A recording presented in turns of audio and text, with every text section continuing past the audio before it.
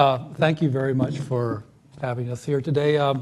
We were sitting at the table. My name is Alan. This is Linda. We were sitting at the table with Amber. She's from Pelican Rapids. And Georgia came over, who is helping with the meal, and she says, I have 3 wonderful cats. And she went over and looked at a couple of books. She says, I named them Timmy, Lila, and Oliver. And I said, do they get along? He said, they're all boy cats. And I said, well, what about Lila? He said, well, I didn't know he was a boy for a whole year.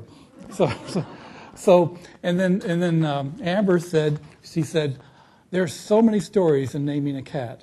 There's so many stories you just don't even want to ask them sometimes.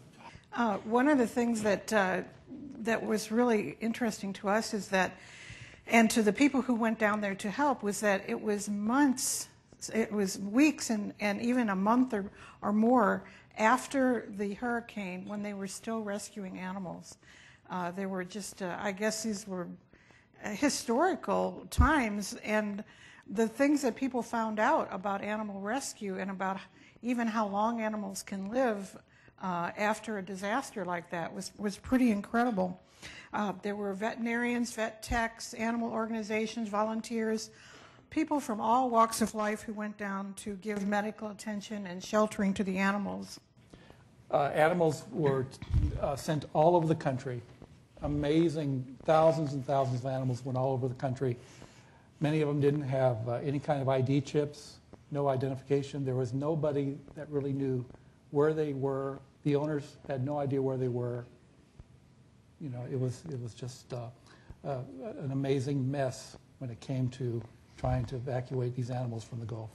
Because there was so little identification, even animals that had collars, in the floods, the collars came off, and most of the animals were not microchipped. Of course, this was a big lesson learned. The cover of the book has the cover of a book of a dog. He's drinking water. He was rescued. His name is Baby. Aggie is his owner. Aggie was in an apartment. The floodwaters were coming up. The boat came up. They only took Aggie. They wouldn't take the dog. Her life was in danger. She was devastated. She spent weeks and weeks after that looking for that dog, going from shelter to temporary shelter to temporary shelter. And guess what? She found her baby. And the picture here of when Aggie found her baby, and this big hug, everyone was in tears, and she says, I've lost everything. I've lost all my possessions, I've lost everything. But now that I found baby, I've lost nothing. That's how deep it is when it comes to that human-animal bond.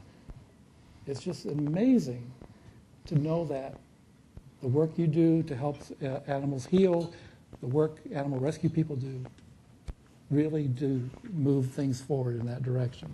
One of the reasons we wrote this book was partially curiosity for ourselves. We were wondering, why do people rescue animals, particularly in disasters? If you want to envision this, you all saw this on TV. You saw everybody, all these people leaving the Gulf Coast.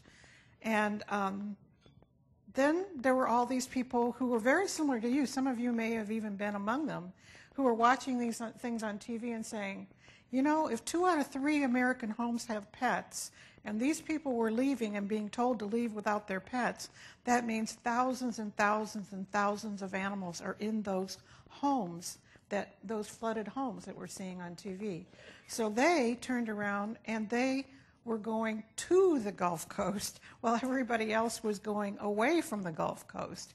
And we thought this was absolutely fascinating, that ordinary people, not just the organizations, but ordinary people took it upon themselves to pack their suitcases and go down there.